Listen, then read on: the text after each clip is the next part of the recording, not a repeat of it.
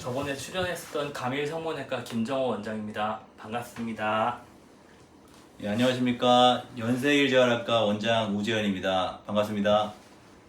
오늘 저희가 이렇게 출연하게 된 이유는 아주 중요한 주제를 말씀드리기 위해서인데요. 악기는 오랫동안 연습하다 보면 손이라든지 등, 목이나 허리 등의 부상이 있는 경우를 많이 보게 되는데, 그런 경우에 부위별로 예방 방법과 치료에 대해서 우리 재활의학과 원장님 모시고 이야기를 해볼까 합니다. 예, 제가 이제 악기 연주자의 근골격계 질환에 관심을 갖게 된 이유가 글렌 골드의 어떤 평전과 비슷한 책을 한번 읽었는데, 그걸 보고 야, 이거 악기를 오래 연주하는 사람이 근골격 질환 때문에 악기를 연주 못하게 되고 또 수명까지 짧아진다면 이게 너무 아쉽지 않나 싶어서 여러분들께 이 이야기를 해보려고 나왔습니다. 원장님 혹시 이거 되시나요? 저는 잘 되죠. 예. 안 되는 이거는 제가 안 되네요. 이거 안 되죠. 예. 이게 사람 손이 네 번째, 다섯 번째 손가락이 건과 근육의 일부를 공유하는 걸로 되어 있는데, 예. 지금은 이런 해부학적 구조에 대해서 우리가 다 알지만 예전에는 그런 해부학적인 상식이 없었던 시절에 손가락을 무모하게 묶고 연습을 하다가 손가락 부상으로 피아노 인생을 마감하게 되는 사람들이 있었어요. 예. 로베르트 슈만이 손가락을 묶고 연습을 하다가 예. 부상으로 하게 되는데요. 그만큼 우리가 그런 병에 대한 지식을 갖고 있는 게 어느 정도 필요하다고 볼 수 있겠습니다. 네, 그렇죠. 제가 환자들 보다 보면은 이제 악기 연주자들 가끔 제가 만나게 되는데, 주로 이제 피아노 연주자분들은 이 손가락 질환이나 뭐 허리나 목 이런 쪽의 질환들 많이 호소하는 경우가 많고요.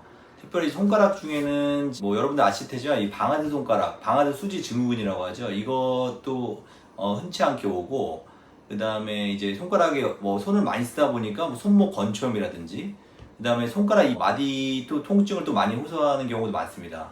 그래서 일단은 피아노 연주자들은 어떤 방아쇠 소지 증후군에 대해서 일단 말씀드리면, 우리가 방아쇠 손가락이라는 보통 이제 손가락을 굽히는 근육이 보통 이렇게 잘 움직이기 위해서 여기 여러 가지 이제 구조물들이 있는데, 그 중에 이제 여기 활차라는 인대 구조가 있어요. 이 인대 구조가 자꾸 자극을 받거나 이러면서 이제 두꺼워지면서 굴곡근들이 그 활차 인대를 지나갈 때 부드럽게 지나가지 못하고 이렇게 툭툭 걸리면서 이렇게 덜컥덜컥 거리게 되는데, 요게 이제 방아쇠 딸깍딸깍 거리는 것과 비슷하다고 해서 그 방아쇠 손가락 증후군, 방아쇠 수지 증후군이라는 진단이 붙여졌습니다. 그러니까 근육에 붙어 있는 건이 안정감 있게 흔들리지 않기 위해서 고정해 주는 그렇죠. 것이 활차인데, 활차죠, 활차. 예. 염증에 의해서 건이 두꺼워지면 그렇죠. 활차를 통과할 때마다 덜거덕거리게 되는 덜거덕거리게 거군요. 되고, 이제 굽혀진 거를 심한 경우는 이제 손가락을 반대손 손가락으로 펴줘야지만 이게 펼쳐지는 경우도 있고, 그래서 이제 이런 경우가 꽤 많습니다. 주로 손가락을 많이 쓰시는 분들이 많이 오고요. 뭐 최근에는 뭐 골프나 뭐 테니스 이렇게 어떤 그립을 잡게 되는 운동들을 많이 하시는 분들한테 오고, 또 이제 악기 연주자 같은 경우는 이제 피아노 같은 경우도 이제 손가락을 계속 굽혔다 폈다를 많이 하다 보니까 꽤 오시는 것 같습니다. 치료는 어떻게 하는 게 좋을까요? 치료는 보통 이제 우리가 경미한 경우는 당연히 이제 휴식을 취하고 안정을 하고, 뭐 간단한 물리치료나 이런 걸 해서도 호전을 기대할 수 있지만, 일단은 저희 병원으로 오시는 경우는 상당히 이제 불편해진 걸 많이 느낀 상태로 오시기 때문에, 저 같은 경우는 이제 저희가 초음파를 보면서 저희가 소량의 스테로이드를 살짝 그 건 주변에 뿌려주면은 이게 상당히 효과가 있고요.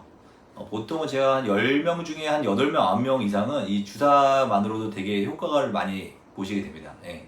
주사로 효과를 못 보는 2명은 어떻게 하면 되나요? 그 주사를 효과를 못 본다기보다는 이제 자꾸 그렇게 심한 경우나, 아니면 주사를 하더라도 너무 자꾸 반복이 되는 경우, 자꾸 재발하는 경우는 이제 저희가 수술적 치료를 또 권하게 되고, 이제 수술적 치료도 이제 간단해서 많이들 하고 있는데, 수술을 하더라도 또 이후에도 또 계속 증상이 나타나는 경우도 제가 간혹 보게 돼가지고, 그런 경우는 이제 또 여러 가지 이제 물리치료나 여러 가지 이런 요법 등에 이어서 다시 치료를 하고 있습니다. 주사와 물리치료 그리고 수술을 적절히 그렇죠. 조합을 해야 되는군요. 근데 보통은 저희가 아주 초음파를 보면서 소량의 스테로이드를 건 주변에 살짝 그 주사 치료를 해주는 게 가장 효과적이고, 그걸로 많이 효과를 보십니다. 근데 좀 이제 또 그 이후에 또 손가락 어쩌서 많이 쓰시게 되는 뭐 직업이 있으신 분들은 또 재발을 하는 경우도 꽤 있습니다. 예. 그 다음에 건초염에 대해서 건초염은 이제 우리가 건초라는 것부터 힘줄 싸고 힘줄 집을 이제 건초라고 하고,